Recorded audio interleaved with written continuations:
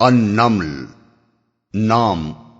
دوسرے رکوع کی چوتھی آیت میں وادن نمل کا ذکر آیا ہے۔ سورہ کا نام اسی سے ماخوذ ہے، یعنی وہ سورت جس میں النمل کا قصہ مذکور ہے یا جس میں النمل کا لفظ وارد ہوا ہے۔ زمانہ نزول، مضمون اور انداز بیان مکہ کے دور متوسط کی صورتوں سے پوری مشابہت رکھتا ہے اور اس کی تائید روایات سے بھی ہوتی ہے۔ ابن عباس اور جابر بن زید کا بیان ہے کہ پہلے سورہ شعراء نازل ہوئی، پھر النمل اور پھر القصص۔ موضوع اور مباحث، یہ سورہ 2 خطبوں پر مشتمل ہے۔ پہلا خطبہ آغاز سورہ سے چوتھے رکوع کے خاتمے تک ہے اور دوسرا خطبہ 5ویں رکوع کی ابتدا سے سورہ کے اختتام تک۔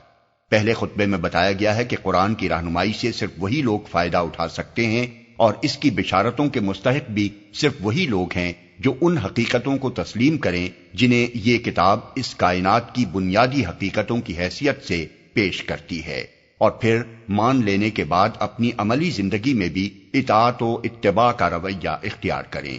لیکن اس راہ پر آنے اور چلنے میں جو چیز سب سے بڑھ کر مانے ہوتی ہے وہ انکار آخرت ہے، کیونکہ یہ آدمی کو غیر ذمہ دار، بندہ نفس اور فریفتہ حیات دنیا بنا دیتا ہے، جس کے بعد آدمی کا خدا کے آگے جھکنا اور اپنے نفس کی خواہشات پر اخلاقی پابندیاں برداشت کرنا ممکن نہیں رہتا۔ اس تمہید کے بعد 3 قسم کی سیرتوں کے نمونے پیش کیے گئے ہیں۔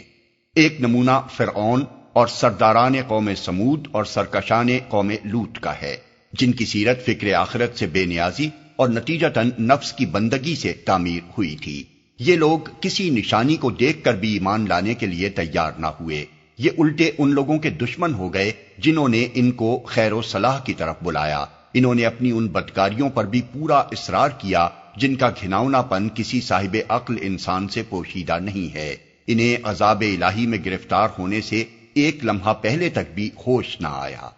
دوسرا نمونہ حضرت سلیمان علیہ السلام کا ہے، جن کو خدا نے دولت، حکومت اور شوکت و حشمت سے اس پیمانے پر نوازا تھا کہ کفار مکہ کے سردار اس کا خواب بھی نہ دیکھ سکتے تھے، لیکن اس سب کے باوجود چونکہ وہ اپنے آپ کو خدا کے حضور جواب دہ سمجھتے تھے اور انہیں احساس تھا کہ انہیں جو کچھ بھی حاصل ہے خدا کی عطا سے حاصل ہے، اس لیے ان کا سر ہر وقت منع حقیقی کے آگے جھکا رہتا تھا اور کبر نفس کا کوئی ادنا شائبہ تک ان کی سیرت و کردار میں نہ پایا جاتا تھا۔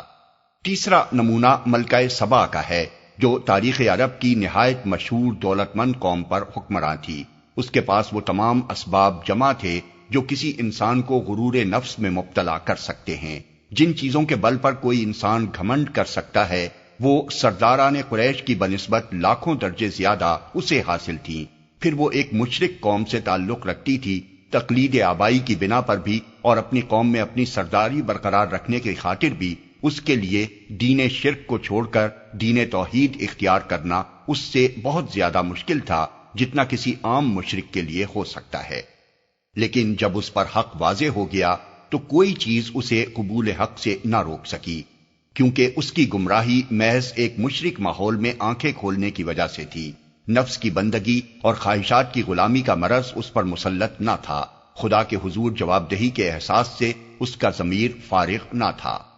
دوسرے خطبے میں سب سے پہلے کائنات کے چند نمایاں ترین مشہور حقائق کی طرف اشارے کر کے کفار مکہ سے پے در پے سوال کیا گیا ہے کہ بتاؤ یہ حقائق اس شرک کی شہادت دے رہے ہیں جس میں تم مبتلا ہو یا اس توحید پر گواہ ہیں جس کی دعوت اس قرآن میں تمہیں دی جا رہی ہے۔ اس کے بعد کفار کے اصل مرض پر انگلی رکھ دی گئی ہے کہ جس چیز نے ان کو اندھا بنا رکھا ہے، جس کی وجہ سے وہ سب کچھ دیکھ کر بھی کچھ نہیں دیکھتے اور سب کچھ سن کر بھی کچھ نہیں سنتے، وہ دراصل آخرت کا انکار ہے۔ اسی چیز نے ان کے لیے زندگی کے کسی مسئلے میں بھی کوئی سنجیدگی باقی نہیں چھوڑی ہے، کیونکہ جب ان کے نزدیک آخر کار سب کچھ مٹی ہو جانا ہے اور حیات دنیا کی اس ساری تگ و دو کا حاصل کچھ بھی نہیں ہے تو آدمی کے لیے پھر حق اور باطل سب یکساں ہیں۔ اس کے لیے اس سوال میں سرے سے کوئی اہمیت ہی نہیں رہتی کہ اس کا نظام حیات راستی پر قائم ہے یا ناراستی پر۔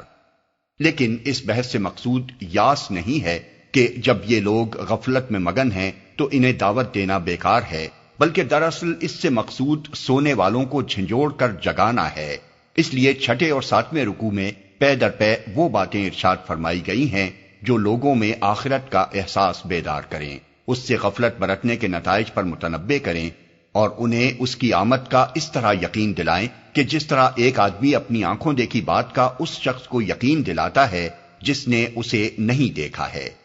خاتمہ کلام میں قرآن کی اصل دعوت یعنی خدائے واحد کی بندگی کی دعوت نہایت مختصر مگر انتہائی مؤثر انداز میں پیش کر کے لوگوں کو خبردار کیا گیا ہے کہ اسے قبول کرنا تمہارے اپنے لیے نافع اور اسے رد کرنا تمہارے اپنے لیے ہی نقصان دہ ہے۔ اسے ماننے کے لیے اگر خدا کی وہ نشانیاں دیکھنے کا انتظار کرو گے جن کے سامنے آ جانے کے بعد مانے بغیر چارہ نہ رہے گا، تو یاد رکھو کہ وہ فیصلے کا وقت ہوگا، اس وقت ماننے سے کچھ حاصل نہ ہوگا۔